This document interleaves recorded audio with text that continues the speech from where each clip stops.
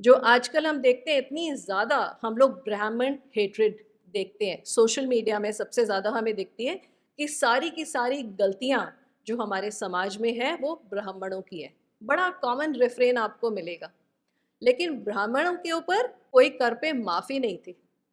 उनको पूरा पूरा कर भरना पड़ता था किसी भी सूरत में। कभी कभी उसमें ये भी विवरण आता है, आप अगर पूरा लिटरेचर पढ़ेंगे उनका, कि उन्हें कभी कभी अपनी प्रॉपर्टी बेच कर भी टैक्स भरना पड़ता था।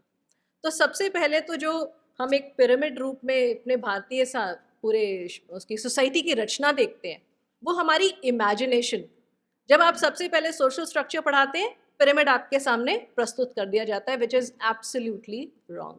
This is not how the society was. The society was compose of many groups जिनके आपस में बहुत सारे इंटरेक्शंस थे। घर में शादियाँ होती थी तो उसमें जजमानी सिस्टम था। जजमानी में आप हर एक को न्योतने जाते थे।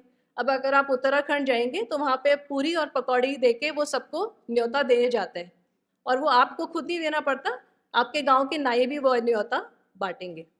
तो आपके जितने सोशल इंटरैक्शंस थे उनमें एक डिविनिटी थी, उसमें एक एसोसिएशन था। जब आपके घर में कोई भी फंक्शन होता था, आपके घर में ढोली भी आएंगे, दमामी भी आएंगे, आपके घर में नृत्य करने वाले लोग भी आएंगे, तो वो कैसे सिस्टम सारा चलता था? क्या उसमें कोई शोषण होता था?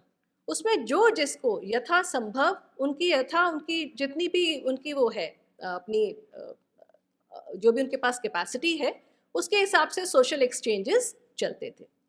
अब आपके पास बहुत सारी जातियां थीं अपने देश में, जिनके विषय में कुछ और उपजातियां थीं जो उनकी वंशावली गाती थीं। तो एक जाति और उसकी उपजाति के बीच में एक बहुत अच्छा संबंध था, वो भी जजमानी सिस्टम था।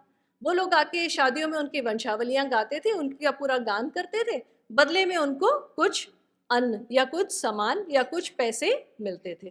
तो एक तरह का सोशल सिस्टम जिसको मार्क्सिस्ट्स ने ऐसा बना दिया कि एक तो सोसाइटी बहुत पावरफुल है और एक बिल्कुल पावरलेस है। ये वाली इक्वेशन में आपके माइंड में उन्होंने पूरा अच्छे से फीड कर दिया।